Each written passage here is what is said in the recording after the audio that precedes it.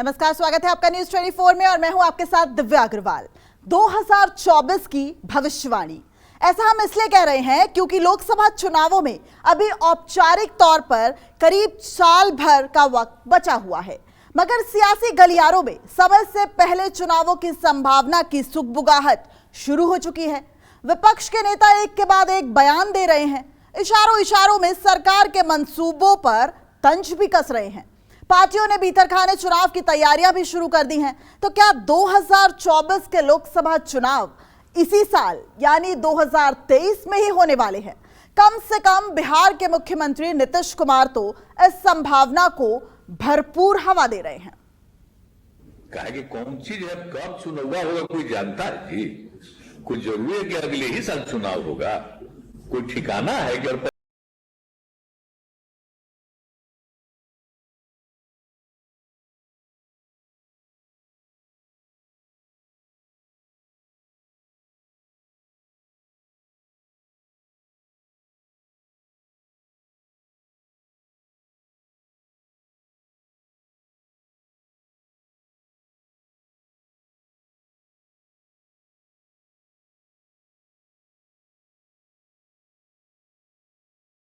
इस बयान में आशंका है, संशय है, संभावना है, तंज है, उपहास है, विरोधाभास है और है खूब सारी सियासत।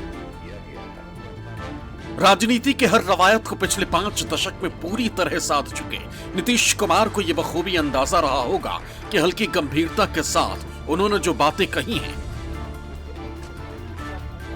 वो पटना से लखनऊ होते हुए दिल्ली तक किस कदर सियासी तूफान पैदा कर सकती हैं, और हुआ भी बिल्कुल ऐसा ही। देखते ही देखते समय से पहले लोकसभा चुनाव का सवाल संभावना का सर्वनाम बनकर सियासी फिजाओं में तैरने लगा। चुनाव तो मान लीजिए कब क्या होगा नहीं होगा तो केंद्र वालों के हाथ में ही है।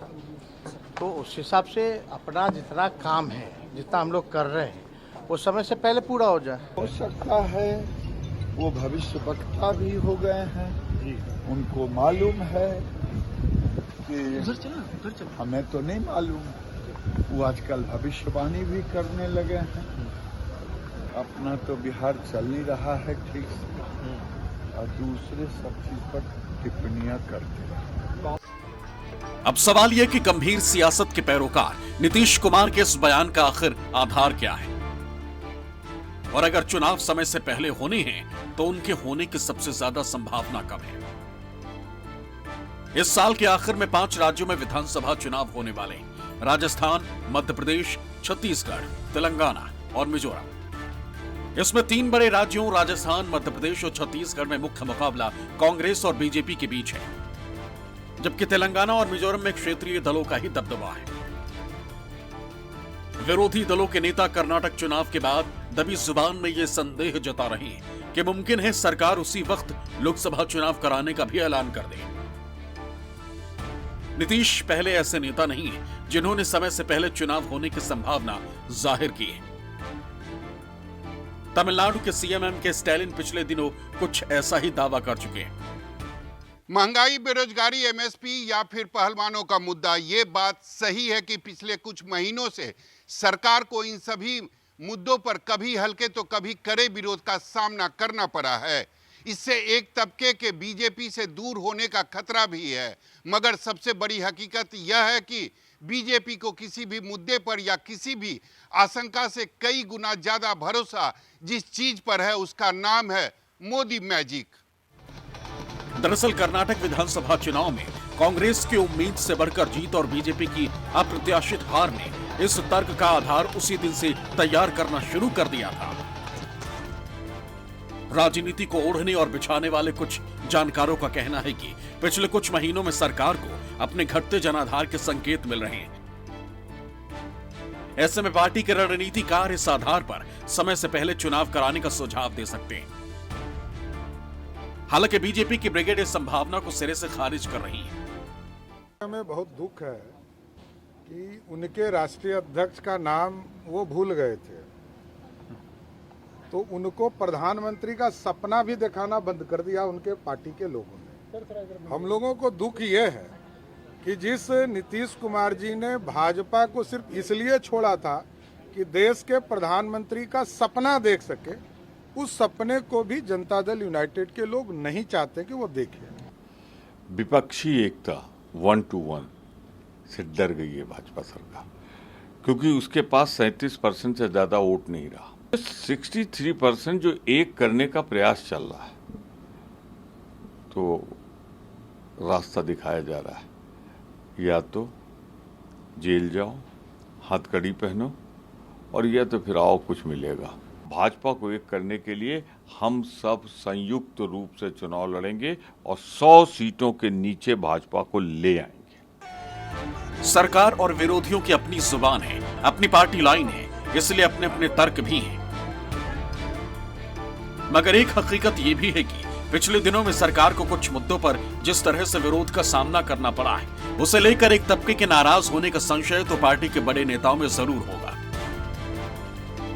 एमएसपी का मुद्दा, किसानों की नाराजगी, पहलवानों का मुद्दा, जाटों की नाराजगी, 1 रैंक 1 पेंशन, पूर्व सैनिकों की नाराजगी, बेरोजगारी, युवाओं में नाराजगी, महंगाई, निम्न मध्य वर्ग में नाराजगी। ऐसे में माना जा रहा है कि लोकसभा चुनावों में जितनी देरी होगी, उतनी ही तेजी से बीजेपी के एक बड़े वोट बैंक की नाराजगी की संभावना और दायरा भी बढ़ सकता है, जो विपक्ष के लिए संजीवनी का काम करेगा। सबसे पहले तमिलनाडु के मुख्यमंत्री एम.के. स्टालिन और उसके बाद बिहार के मुख्यमंत्री नीतीश कुमार। देश के 2 बड़े राज्यों के 2 बड़े मुख्यमंत्रियों के बयान के बाद समय से पहले लोकसभा चुनाव की सुगबुगाहट तेज हो गई है। दरअसल विपक्षी गलियारों में दबी जुबान से इस बात की आशंका उस दिन ही सुनाई देने लगी थी जिस दिन कर्नाटका विधानसभा चुनाव के नतीजे आए थे। बीजेपी को प्रधानमंत्री मोदी के करिश्मे पर अभी भी पूरा भरोसा है। पार्टी के नेताओं को लगता है कि जब तक मोदी नाम का मंत्र उनके पास है, चुनावों से डरने की जरूरत उनके बजाय विरोधियों को ज्यादा है। मुख्यमंत्री जी का ये कहना कि चुनाव कभी भी हो सकता है, तो उनको मालूम होना चाहिए कि सिर्फ चुनाव की वजह से आप काम में तेजी लाएंगे। मुख्यमंत्री जी, आपको जनता ने तेजी से काम करने के लिए मुख्यमंत्री बनाया, और जनता में नाराजगी थी पिछले चुनाव में, इसलिए जनता दल यूनाइटेड को सुस्त काम के लिए कम सीटें आई थी। आपको तेजी लाना चाहिए। ये राजद के लोग, जदयू के लोग ये चुनाव को देखकर ही काम करते हैं। कुछ तो नरेंद्र मोदी जी से सीखना चाहिए। माननीय मुख्यमंत्री नीतीश कुमार जी ने ग्रामीण कार्य विभाग के सड़कों को बनाने पूरा करने के यथोचित निर्देश के समय जो मंतव्य दिया है वह देश की वास्तविक स्थिति है। भारतीय जनता पार्टी तो भयाक्रांत रूप में है ही, और इसीलिए माननीय नीतीश कुमार जी के 23 जून के जो महागठबंधन के शीर्ष नेताओं की बैठक है, उसके बाद भारतीय जनता पार्टी के शीर्षस्थ नेता का बिहार आगमन हो रहा है।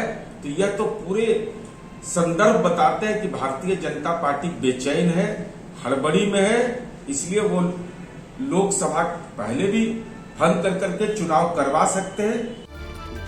नीतीश और उनकी पार्टी के नेता भले कुछ भी कहें, मगर लोकसभा चुनाव के समय से पहले होने की संभावना फिलहाल तो दिखाई नहीं देती। मतदाताओं के बीच मोदी ब्रांड कुछ फीका जरूर हुआ है, मगर उसका असर इतना भी कम दिखाई नहीं देता कि सरकार ऐसे फैसले लेने के लिए मजबूर दिखाई दे।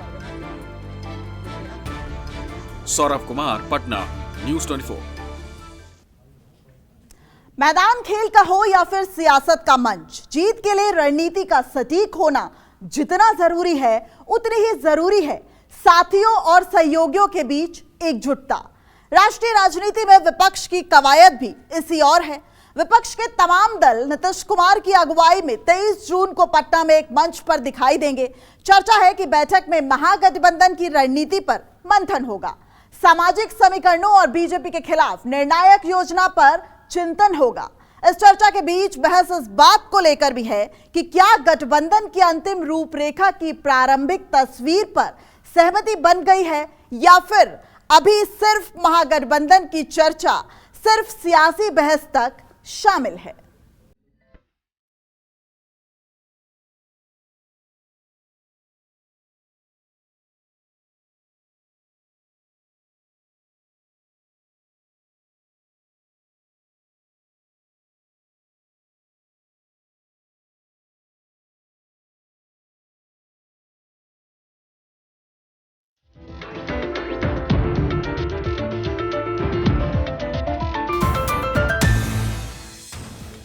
लक्ष्य लोकसभा चुनाव का है, नजर दिल्ली की सत्ता पर है और मिशन विपक्षी एकजुटता का है। 23 जून को बिहार की राजधानी पटना में विपक्षी एकता का सबसे बड़ा मंच तैयार हो रहा है, जिसे लेकर सियासत का पहिया पूरी रफ्तार से घूम रहा है। विपक्ष के कैंप से निकल रहा हर एक संदेश 2024 में बीजेपी को मात देने का है। नीतीश कुमार समय से पहले लोकसभा चुनाव की भविष्यवाणी करके महागठबंधन का दायरा बड़ा करने का पासा पहले ही फेंक चुके हैं। जब से महागठबंधन बनी है, हम लोग नीतीश जी एक साथ हुए हैं, तब से घबराहट जो है इन लोगों के खेमे में है और लोग डरे हुए। हम बार बार क्यों कह रहे हैं, कोई बड़ी बात है फिर से छापा पड़ जाए 23 से पहले?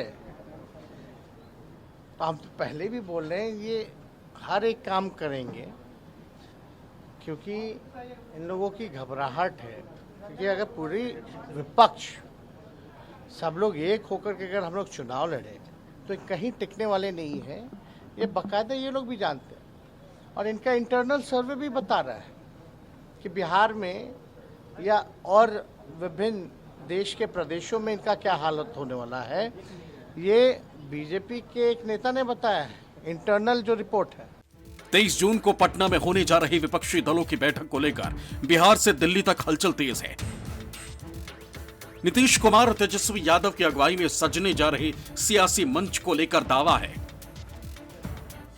विपक्ष के 15 दलों के नेता मीटिंग में हिस्सा लेंगे। राहुल गांधी बैठक में शामिल होने के लिए मान चुके हैं। उनके अलावा कांग्रेस अध्यक्ष मल्लिकार्जुन खड़गे भी बैठक में शामिल होंगे। समाजवादी पार्टी के मुखिया अखिलेश यादव के भी मौजूद रहने की उम्मीद है। पश्चिम बंगाल के सीएम ममता बनर्जी पहले ही हामी भर चुकी हैं। दिल्ली के सीएम अरविंद केजरीवाल भी बैठक में मौजूद रहेंगे। इसके अलावा जयंत चौधरी समेत विपक्ष के दूसरे कई और नेताओं के भी पटना पहुंचने का दावा किया जा रहा है। पटना पहुंचने वाले नेताओं के नाम पर जैसे जैसे मुहर लगती जा रही है, वैसे वैसे नीतीश कुमार के चेहरे की मुस्कान भी बढ़ती जा रही है। 23 जून को जब पटना के मंच पर विपक्षी दलों के नेता एक साथ होंगे, तब वो तस्वीर सिर्फ विपक्षी एकता की नहीं होगी, बल्कि बिहार की धरती से दिल्ली विजय का औपचारिक शंखनाद भी होगा। कर्नाटक विधानसभा चुनाव में जीत से उत्साहित कांग्रेस भी यही संदेश देने में जुटी है, मगर विपक्षी एकता की यह राह फिलहाल जितनी आसान लग रही है उतनी आसान है नहीं। भले मुख्यमंत्री नीतीश कुमार और उनके डिप्टी तेजस्वी यादव 23 जून की बैठक को लेकर खूब उत्साहित दिख रहे हैं, लेकिन अभी भी कई ऐसे सवाल हैं जो इस महागठबंधन के आकार लेने से पहले उसका खेल खराब कर सकते हैं। क्या बैठक के एजेंडे पर आपसी सहमति बन चुकी है? क्या सीटों के बंटवारे का फॉर्मूला बन चुका है? गठबंधन में सबसे बड़ी पार्टी कांग्रेस की भूमिका कितनी बड़ी होगी? गठबंधन की तरफ से प्रधानमंत्री पद का उम्मीदवार कौन होगा और प्रधानमंत्री पद के चेहरे पर सहमति कैसे बनेगी? इतने सारे सवाल और इतने सारे अड़ंगों की वजह से ही शायद बीजेपी इस बैठक को ज्यादा तवज्जो नहीं दे रही है। हर किसी को अधिकार है जी मीटिंग करने का, खुश। महागठबंधन की राह में अभी विपक्षी दलों की लंबी दूरी तय करनी। इस बीच बीजेपी पूरी तरह से मुतमईन है कि महागठबंधन की कवायद सीटों के बंटवारे के भंवर में फंसकर डिरेल हो जाएगी। बीजेपी के इस तर्क के पीछे बड़ी वजह यह भी है कि 23 जून को पटना पहुंचने वाले विपक्ष के जितने भी नेता हैं, उनका पहला लक्ष्य ही यही है कि लोकसभा चुनाव में उनकी पार्टी सबसे ज्यादा सीट जीते, क्योंकि जिसके पास सबसे ज्यादा संख्या बल होगा, प्रधानमंत्री की कुर्सी पर उसकी दावेदारी उतनी ही ज्यादा मजबूत होगी। पटना से न्यूज़ 24 के लिए सौरभ कुमार की रिपोर्ट। तो क्या 2024 का चुनावी ट्रेलर 2023 में दिखने लगेगा? और जाहिर तौर पर यह जवाब आपको हमारी इस खास रिपोर्ट से मिल गया होगा। फिलहाल रुकते एक छोटे से ब्रेक के लिए, लेकिन आप कहीं मत